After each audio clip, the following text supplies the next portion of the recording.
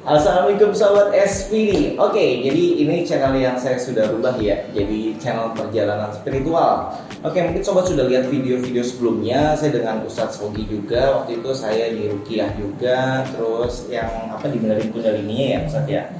Nah, terus jadi di sini saya mau cerita perubahannya nih setelah diobatin sama Ustadz Sogi. Nah, jadi perubahannya banyak banget kan. Sebelumnya saya ke psikiater, minum obat tiap hari tuh Ustadz.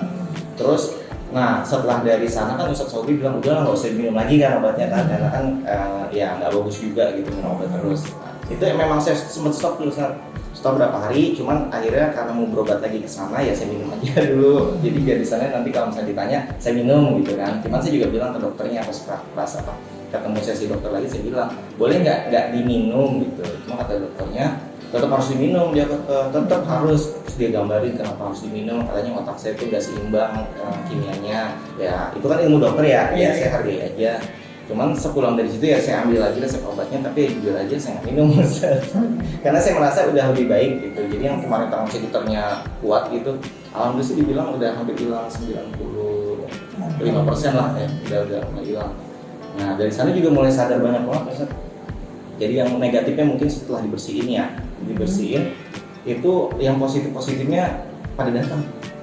Nah ini mulai ibaratnya jadi mulai kenal sesuatu, ada ini. Tapi saya simpan dalam diri sendiri, jadi saya nggak bilang saya siapa kecuali istri. Nah qadarullah di saat saya ngaji ternyata ada teman pengajian yang indigo lah gitu. Nah dia nyebutin yang ada di belakang saya. Nah saya bilang, kok tahu? Saya bilang jadi apa yang dia sebutin sama dengan yang saya rasain gitu. Berarti kan saya nggak halu kan di sini kan. Kan kemarin saya takutnya saya halu Ustaz. Nah ternyata dari sana ya memperjelas saya berarti saya tuh nggak halu. Jadi nggak butuh minum obat buat menghilangkan rasa keanehan tersebut. Jadi di sana saya mulai belajar nerima Ustaz.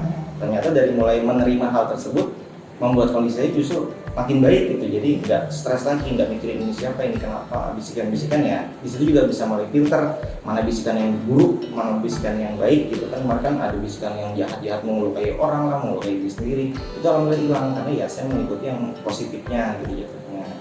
Nah, saya ada yang mau saya tanyain nih ke Pak Ustadz nih. Sebelum saya tanyain mungkin Pak Ustadz boleh perkenalkan diri dulu Pak Ustadz. Ya. Saya Ahmad Sogi. Ya kerjaannya sehari-hari ya inilah, cuma sekedar juru terapi. Juru terapi itu menyangkut masalah bekam, pijat, tapi berbasis pijat silat sama refleksi. Ya sehari-hari itu yang saya sehari-hari yang saya tangani.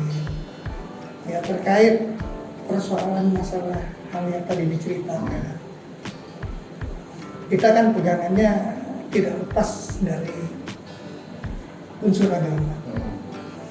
Ya, di dalam Islam itu kita yakin dengan Quran. Dikatakan zalikal kitabu la raiba fihi hudal lil muttaqin. Dan dilanjutnya alladzina yu'minuna bil ghaib. Jadi zalikal kitabu, di dalam kitab itu la raiba fihi, tidak ada keraguan atasnya, hudal lil muttaqin, petunjuk bagi yang yakin. Catatannya bagi yang yakin. Ini menyangkut keimanan. Makanya di situ allazina yu'minuna bil ghaib. Itu orang yang yu'minuna bil ghaib. Yu'minuna itu kan artinya senantiasa mengimani.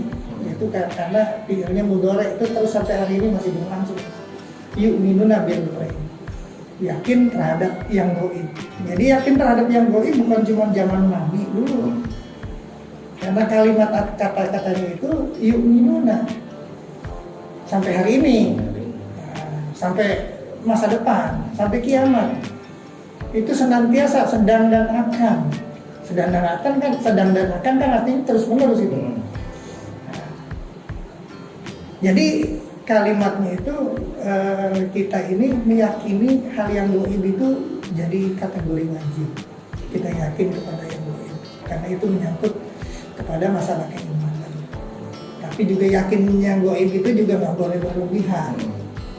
Ya, sesuatu yang berlebihan pasti nggak bagus, pasti jelek, pasti negatif pada akhirnya. Jadi yakin yang gaib itu adalah sesuatu yang diyakini tapi ada tuntunannya. gitu, ada tuntunannya. Seperti masalah gaib zaman Nabi kita kenal ada istilah mukjizat. Iya. Itu kita yakini adanya mukjizat, nggak boleh kita nafikan itu. Apapun yang ada di dalam Quran itu kita yakini. Tentang Nabi Musa melawan tukang sihir, tentang tukang sihir yang ada di dalam surat Al-Falaq, ya, seorang yang dikatakan di situ bekerja di tengah malam meniupkan buhul-buhul tali, ya, bahkan Nabi sendiri di dalam sejarahnya pernah terkena sihir. Jadi yang namanya sihir itu adalah sesuatu yang memang sudah digambarkan di dalam Quran itu ada. Bukan nggak ada, dan itu sesuatu yang di Quran sendiri dituliskan secara jelas, nggak samar-samar, itu jelas sekali dikatakan di dalam surat Al-Falaq itu kan berlindung, Iya. berlindung dari wanita tukang sihir yang meniupkan buhul-buhulnya, kan begitu. Iya. Gitu. Jadi saya rasa kita harus luruskan dulu tentang pemahaman kita tentang rukun iman kita. Gitu, ada rukun Islam, ada rukun iman. Nah, tentang rukun iman salah satu percaya kepada qada dan qadar, percaya kepada hal yang gaib. Gitu, artinya ya harus kita yakini itu dulu. Yakini dulu. Perkara itu masuk akal atau tidak, itu sesuatu yang memang ada batasannya kita. Contoh, kalau kita meyakini ada dalil akli, ada dalil nakli, betul. Ada dalil yang berdasarkan akal pikiran. Quran kan ada dalil akli, ada dalil akli. Ada yang berdasarkan akal pikiran, ada yang berdasarkan dalil nakli. Ya, ada ayat kauniyah, ada ayat kauliyah. Artinya segala sesuatu itu diyakini proporsional. Yang diyakini secara gaib mutlak berdasarkan keimanan, contoh tentang Isra Mi'raj. Itu kita harus yakini. Kalau ngomongin logika nggak masuk akal, nggak nyampe pikiran kita. Bukan berarti nggak nyampe kemudian nggak boleh keyakinan kita itu hilang, nggak boleh. Itu harus kita yakini. Ya, bahwa kita yakin terhadap yang gaib, bahwa kita yakin Rasulullah itu ada Isra dan Mi'raj, itu mutlak, nggak bisa ditawar lagi. Gitu, artinya proporsional sajalah. Gitu. Perkara bab yang namanya ruqyah. Ada zaman dulu para wali dengan ilmu hikmahnya. Ya, itu juga kita harus proporsional. Artinya gini, ilmu hikmah itu kan ilmu yang berdasarkan hikmah. Iya. Suatu kejadian ada hikmahnya. Ya, ada suatu hikmah dari suatu kejadian, atau dari suatu insiden, atau dari suatu kasus. Ada suatu hikmah yang ditarik. Nah, ilmu hikmah itu dari situ. Saripati daripada hikmah yang terjadi, rasa syukur kita daripada suatu hikmah yang terjadi, itulah yang dinamakan ilmu hikmah.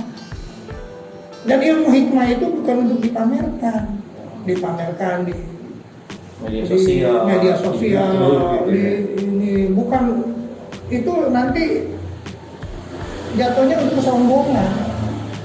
Bukan begitu. Ya sekarang gini, orang ngobatin orang.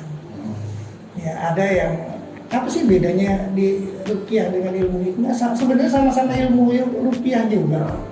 Cuman satu dengan diamalkan dengan riyadhah dan sebagainya. Yang satu itu dengan bacaan-bacaan Quran secara langsung. Ya. Sekarang secara ruhnya nih, artinya secara keyakinannya orang itu disembuhkan atau tidak, itu energi yang dipantulkan itu sama, Pak. Energi ruqyah secara bacaan atau energi ruqyah secara riyadhah yang dilakukan oleh para wali, nggak jauh beda. Energi yang ditampilkan itu nggak jauh beda. Mengatasi orang kesurupan, kan ruqyah juga mengatasi orang kesurupan juga. Ada kesurupan sampai ujung palitan atau segala macam. Ilmu hikmah juga seperti itu. Bedanya di mana? Mengatasi orang yang kena santet, guna-guna, memang begitu. Santet guna-guna dalam bahasa Quran itu disebut bagian daripada ilmu sihir. Gitu. Jadi saya rasa ini yang perlu diluruskan, ini pemahaman kita. Nggak boleh berlebihan dan juga nggak boleh kurang tentang pemahaman itu. Jadi ya contohnya berarti saya sebelum saya ke ruqyah pun saya udah cek medis dulu gitu kan saya ke medis dulu untuk memastikan saya sakitnya apa nih diagnosisnya. Terus ternyata minum obat berbulan-bulan kan kok jadi tergantung kan. Ini gitu kan. yang seringkali dibilang apa? Placebo effect lah apa ya kan gitu istilah orang kan begitu. Terus sekarang begini, hasil penelitian pun yang namanya sembuhnya seseorang itu yang pertama itu sugesti. Bukan obat loh. Jadi yakin 75%-nya sugesti. Bukan di obat, bukan di teknik. Sugesti. Contoh gini. Inilah kita harus meyakini dengan suatu ilmu yang dinamakan ilmu tauhid di sini. Ada ilmu tauhid, ada ilmu tajwid. Ya. Sekarang begini. Kita datang ke suatu kampung. Dia punya ilmu hikmah katakan. Ada orang berobat banyak nih. Dia terapi, bacaannya nggak bener nih. Alhamdulillahirabbil alamin dan sebagainya di tiap orang. Tapi orang itu sembuh. Ada suatu kasus orang itu diruqyah oleh orang lain, bacaannya bagus, makhrajnya bagus, panjang pendeknya bagus, tapi orang itu nggak sembuh. Letaknya di mana? Kalau ngomongin bener, bacaannya bener sono. Bagus yang di sebelah sana, yang di sebelah sini jeleknya bukan main. Letak bedanya di mana? Sugestinya itu, keyakinannya itu, ketauhidannya itu, yakin kepada tolongnya Allah, yakin kepada kekuatannya Allah, itu yang beda nih, keyakinannya itu yang beda.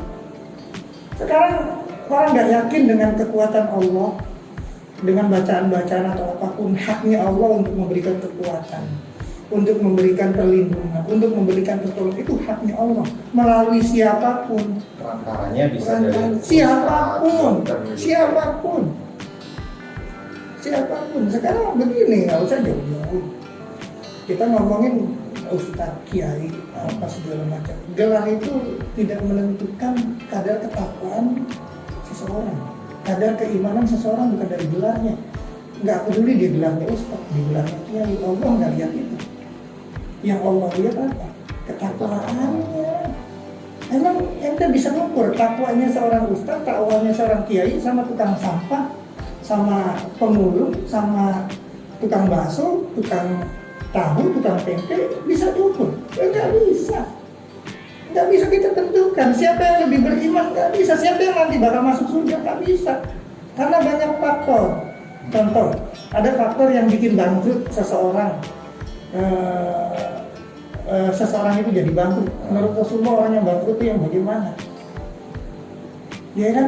Yang bangkrut itu yang bagaimana? Yang bangkrut itu ya dia sholatnya rajin, puasanya rajin, zakatnya rajin, segala macam rajin. Tapi kadang-kadang gini, ada amalan yang bikin kita dapat pahala banyak. Contohnya kita bikin masjid cuma satu paku aja, seumur itu masjid, pahalanya masih ngalir. Sampai kita meninggal masih ngalir itu pahala. Atau kita jadi guru, kita mendidik orang itu jadi mengamalkan amal baik yang selama dia hidup, apa yang kita ajarkan itu ngalir pahalanya kepada kita. Itu amal jariah. Tapi ada juga amal yang bikin bangkrut. Kebalikannya yang bikin bangkrut. Contoh, ya apa-apa yang bikin kita disumpahin orang. Ya, kita di depan rumah kita nggak ada perlunya kita bikin polisi tidur yang segede-gede. Tiap orang lewat nyumpahin. Itu selama polisi tidur itu masih mengganggu perjalanan tempat umum. Selama itu dia pahala negatifnya ngalir ke dia. Walaupun orang yang lewat polisi tidur ngomongnya dalam hati, aduh kesel gitu kan. Nyampe itu ya? Iya nyampe Pak. Nyampe. Sama seperti amal jariah nyampe. Yang bikin bangkrutnya begitu Pak. Contoh ngomongin orang. Dia rajin puasa, dia jalanin zakat, tapi musuhin orang mulu, nyakitin orang mulu, ya bangkrut. Habis jadinya. Habis. Nggak peduli dia ustadz, nggak peduli dia kiai, nggak peduli dia apapun. Kalau dia berbuat seperti itu bangkrut. Bangkrut. Amal ibadahnya habis karena amalan tersebut. Nah, karena amalan negatif. Gitu loh, makanya kita harus hati-hati. Contoh nih, kita punya rumah, ada aliran air kita nggak mengganggu keluar, bocor, bau. Kita nggak tahu nggak apa-apa, tapi kalau kita tahu, selama orang lewat baunya nyengat, airnya ngalir becek apa segala itu, dosanya itu terus ngalir Pak kepada pemilik rumah itu, ngalir terus. Cuman yang negatifnya bikin bangkrut itu begitu. Makanya hati-hati yang begitu saluran air yang got rumahnya sampai ngalirin orang, bikin kotor, bikin bau, bikin ini. Contoh lain, ya knalpot racing bunyinya, sampai ganggu orang. Sekarang apa? Apa nggak dosa itu? Apa nggak bikin bangkrut itu? Makanya yang sehari-hari coba kita lihat, kita perhatiin. Nggak usah ngomongin yang sehari-hari. Jadi mungkin dari yang knalpot racing itu bisikan dan orang akhirnya kan orang jadi dalam hatinya kesel gitu kan, walaupun jadi ungkapan secara langsung mungkin jadi motornya sering cepat rusak gitu kan ya. Iya nggak benar. Udah pasti salah satunya yang jelas pahalanya itu. Tadi rontok itu ya. Rontok aja. Keambil sama amalannya. Keambil sama orang yang dizolimi. Orang lewat tahu karena rumah kita bocor, itu kan kita zolim sama orang yang lewat, orang banyak. Gitu. Gitu. Yang nggak usah inilah apa yang nakli itu ya akli itu ya nakli pasti biasanya seimbang gitu. Sekalipun nggak semuanya harus diaklikan, dimasukin akal itu nggak semuanya. Kayak tentang ayat Isra Mi'raj dia nggak harus diaklikan. Tentang adanya surat Al-Jin yang nggak usah diaklikan juga. Tapi kita yakini. Kita yakini ada suratnya Al-Jin.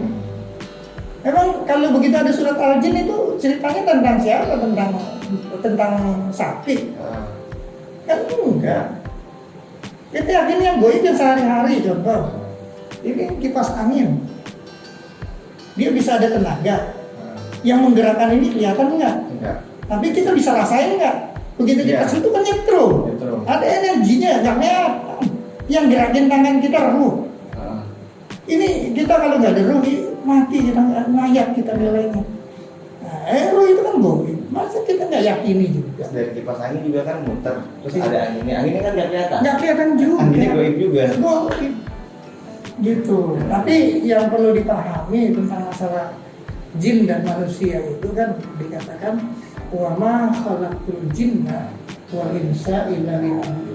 Tidak aku ciptakan jin dan manusia kecuali hanya untuk beribadah kepada-Ku. Artinya sebenarnya dimensi manusia sama dimensinya bangsa jin ini kewajiban dan tugasnya itu sama, disuruh ibadah. Suruh ibadah gitu. Apa sekarang begini jadi pertanyaan. Oh, dia kemasukan jin muslim. Artinya itu jin baik. Nanti dulu Pak. Sekarang apa semua orang muslim secara konotasi itu orang baik? Nah, apa semua ustadz itu orang baik? Apa semuanya? Artinya gini maksud saya. Itu yang namanya casing itu nggak menentukan bahwa dia baik secara sosial nih, kita ngomongin sosial nih. Secara sosial nih ya, yang namanya jin muslim itu belum tentu baik.